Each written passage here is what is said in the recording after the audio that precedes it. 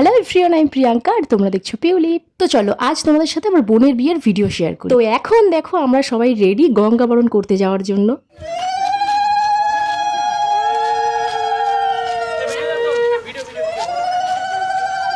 তোমরা তো সবাই জানো বিয়ের দিন সকাল থেকে কত কাজ থাকে, তাই আজ ভোর 4টে থেকে আমরা সবাই উঠে পড়েছি।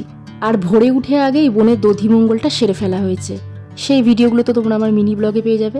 বিয়ের এই সমস্ত আচার অনুষ্ঠান যেহেতু আমার মা করবে না, তাই সমস্ত কিছুর দায়িত্ব পড়েছে বড়দির উপরে। আর 5 জনেও স্ত্রী হিসেবে দিদির পাশাপাশি আছে আমার ছোট পিসি, মামি আর দিদিরা। আর আমাকে তোমরা দেখতেই পাচ্ছ, আমি আমার ব্লগ নিয়ে ব্যস্ত। ও দাঁড়াও, আমাদের পুচকুগুলো তো ছিল, সেগুলো কোথায় গেল? ওরা হয়তো বাকিদের সঙ্গে পেছনে পেছনে আসছে। যাকগে, আজকের দিনটা ওরাও একটু ওদের মতন আনন্দ করে কাটাক।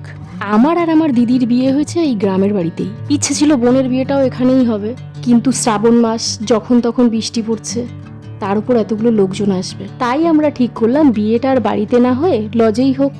যদিও আমার বোনের এটাতে একটু মন খারাপ আছে, কারণ সব মেয়েই তো চায় বিয়েটা নিজের বাড়িতে হোক।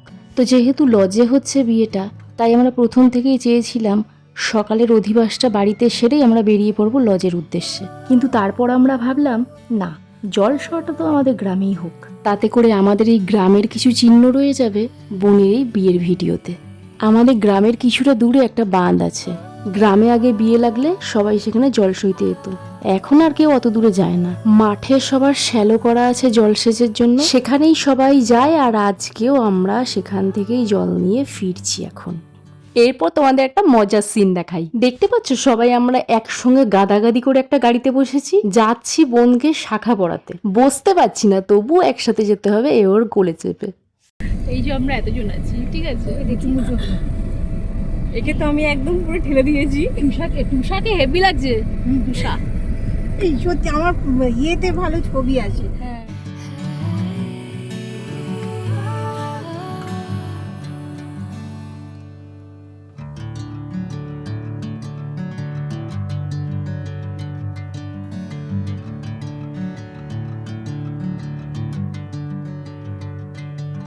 আর এখন দেখো আমরা চলে এসেছি লজে।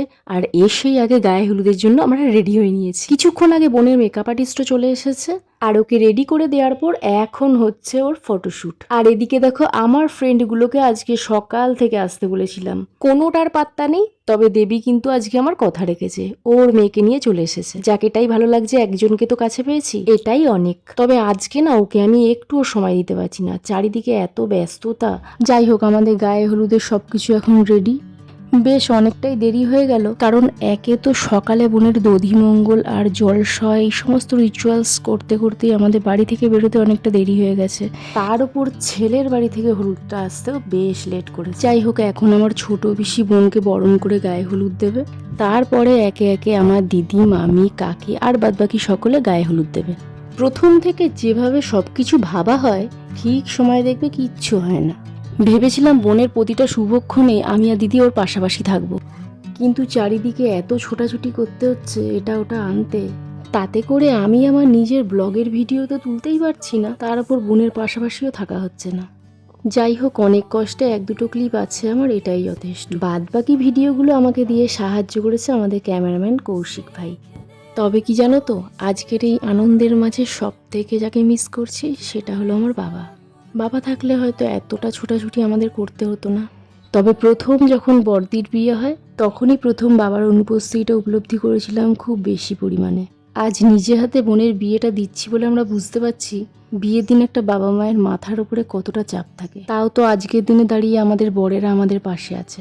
আর আছে এই মানুষটা, নামে পাড়া তুতো মামা, কিন্তু মামার সমস্ত দায়িত্ব আজকে নিজে হাতে তুলে নিয়েছে। যাই হোক, বোনের গায়ে হলুদ দিতে দিতেই আমি, দিদি আর মামা ছুটেছি আবার বাড়ির দিকে। মাঝে মাঝেই টুকিটাকি অনেক জিনিসপত্র নিয়ে যেতে হচ্ছে লজে। এই কুশ গাছগুলো আমরা নিতে ভুলে গিয়েছিলাম। রাস্তায় যেতে যেতে মামার হঠাৎ মনে পড়লো, আর মামা গাড়ি থামিয়ে ছুটলো মাঠের দিকে কুশ গাছ তুলতে। আর ওইদিকে তখন লজে চলছিল বোনকে ক্ষীর খাওয়ানো। যদিও ক্ষীরটা মামা বাড়িতে গিয়েই খাওয়ানো হয়, কিন্তু আমরা যেহেতু সবাই লজে চলে আসবো, আর লজ থেকে আমাদের বাড়িটা যেহেতু অনেকটাই দূরে, তাই মামি বাড়ি থেকে ক্ষীরটা তৈরি করে এনেছে, আর এখন সবাই মিলে সেটাই খাওয়াচ্ছে। তবে ওই একটাই দুঃখের কথা, আমরা থাকতে পারলাম না। আর এরপর যেটা বোনের হচ্ছে সেটার নাম না আমি ঠিক জানি না, এটাকে আইবুড়ো ভার নামানো না কি একটা বেশ বলে। প্রথম থেকেই আমাদের ইচ্ছে ছিল বোনের বিয়েটা আমাদের বড় জামাইবুই দেবে, কিন্তু নান্দিমুখের ব্যাপারটা যেহেতু পূর্বপুরুষের উদ্দেশ্যে, তাই আমাদের ব্রাহ্মণ বললেন এই নিয়মটা আমাদের জ্ঞাতি গোষ্ঠীর কাউকেই করতে হয়। তাই এই নান্দিমুখের নিয়মটা করছেন আমাদের এক জ্যাঠতুতো দাদা। বাদ বাকি বিয়ে থেকে শুরু করে কন্যাদান করবে আমার বড় জামাইবু। এই সমস্ত নিয়মকানুনগুলো একটু তাড়াতাড়ি হয়, কিন্তু মাঝে মাঝে এমন বৃষ্টি হচ্ছে আর তার মাঝে আমাদের ছুটতে হচ্ছে জিনিসপত্র আনতে, সব মিলিয়েই খুব দেরি হয়ে গেল।